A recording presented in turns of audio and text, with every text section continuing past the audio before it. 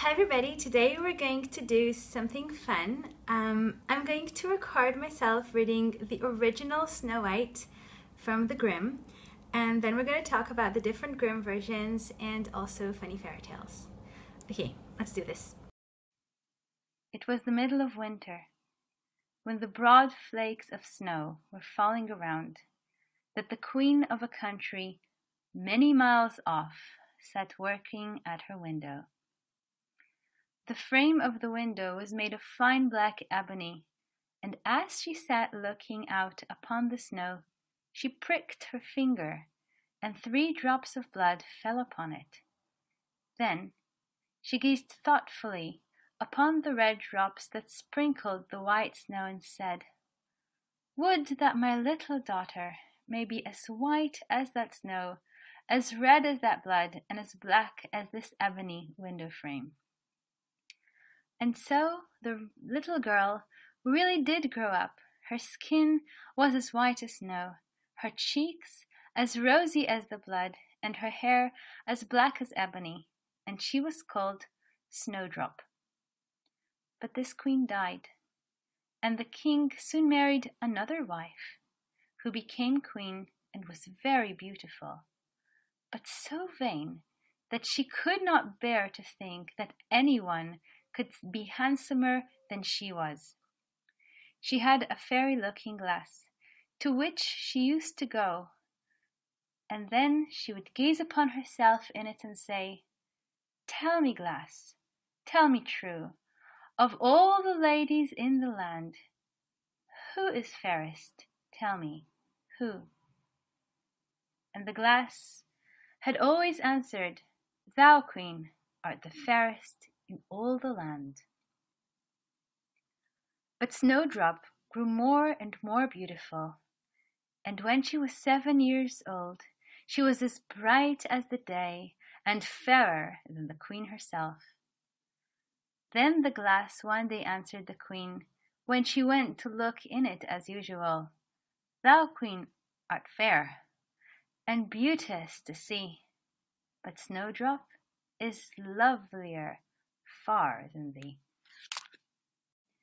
When she heard this, she turned pale with rage and envy, and called to one of her servants and said, "Take Snowdrop away into the wide wood, that I may never see her any more." Then the servant led her away, but his heart melted when Snowdrop begged him to spare her life, and he said, "I will not hurt you, thou pretty child."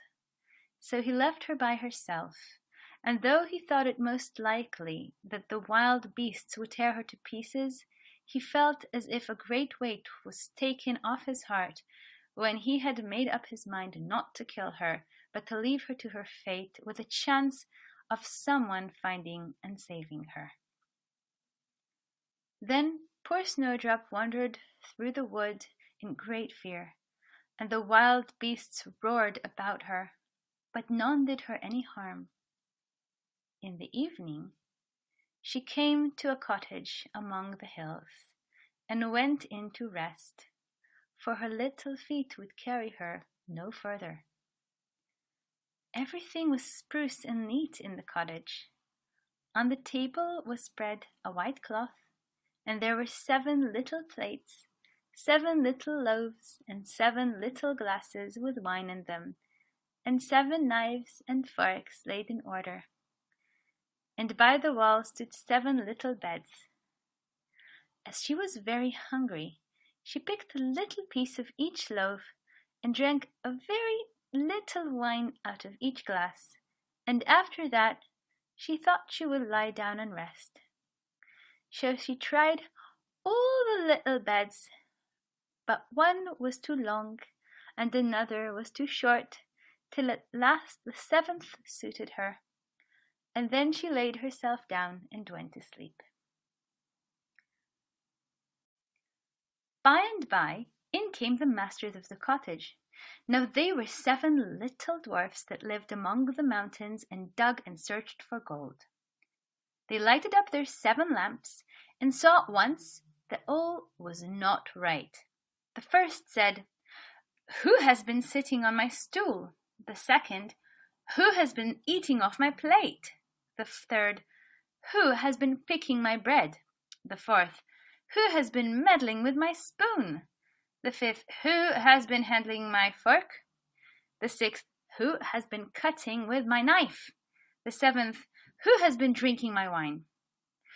Then the first looked around and said, "Who has been lying in my bed?"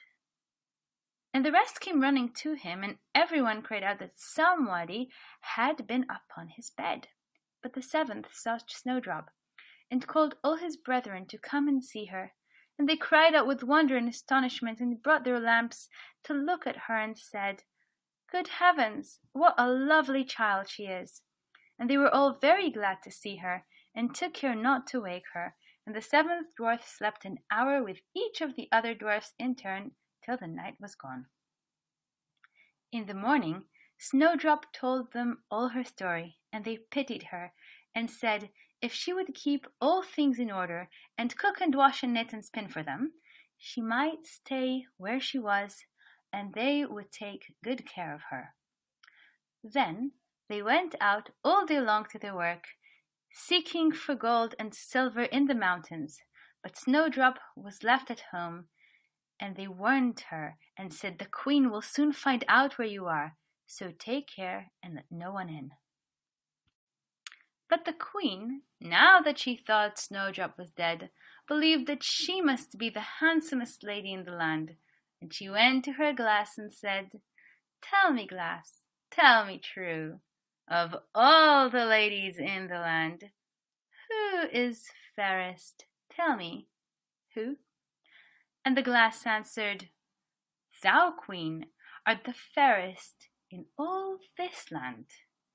But over the hills, in the greenwood shade, where the 7 dwarfs their dwelling have made, there Snowdrop is hiding her head, and she is lovelier far, O queen, than thee." Then the queen was very much frightened, for she knew that the glass always spoke the truth, and was sure that the servant had betrayed her, and she could not bear to think that anyone lived who was more beautiful than she was. So she dressed herself up as an old peddler, and went her way over the hills to the place where the dwarfs dwelt. Then she knocked at the door and cried, "Fine wares to sell." Snowdrop looked out the window and said, "Good day, good woman. What have you to sell?" "Good wares, fine wares," said she, "laces and bobbins of all colours." "I will let the old lady in. She seems to be a very good sort of body," thought Snowdrop, as she ran down and unbolted the door. "Bless me," said the old woman, "how badly your stays are laced. Let me lace them up with one of my nice new laces." Snowdrop did not dream of any mischief, so she stood before the old woman. But she set to work so nimbly and pulled the lace so tight that Snowdrop's breath was stopped, and she fell down as if she were dead. "There's an end to all thy beauty," said the spiteful queen, and went away home. In the evening the 7 dwarfs came home, and I need not say how grieved they were to see their faithful Snowdrop stretched out upon the ground as if she were quite dead. However, they lifted her up, and when they found what ailed her, they cut the lace, and in a little time she began to breathe, and very soon came to life again. Then they said the old woman was the queen herself. "Take care another time, and let no one in when we are away." When the queen got home, she went straight to her glass and spoke to it as before, but to her great grief it still said, "Thou, queen, art the fairest in all this land. But over the hills, in the greenwood shade, where the 7 dwarfs their dwelling have made, There Snowdrop is hiding her head, and she is lovelier far, O Queen, than thee. Then the blood ran cold in her heart with spite and malice to see that Snowdrop still lived. And she dressed herself up again, but in quite another dress from the one she wore before, and took with her a poisoned comb. When she reached the dwarf's cottage, she knocked at the door and cried, "Fine wares to sell!" But Snowdrop said, "I dare not let anyone in." Then the queen said, "Only look at my beautiful combs," and gave her the poisoned one. And it looked so pretty that she took it up and put it in her hair to try it. But the moment it touched her head, the poison was so powerful that she fell down senseless. "There you may lie," said the queen, and went her way. But by good luck the dwarfs came in very early that evening, and when they saw Snowdrop lying on the ground, they thought what had happened, and soon found the poisoned comb. And when they took it away, she got well, and told them all that had happened, and they warned her once more not to open the door to anyone.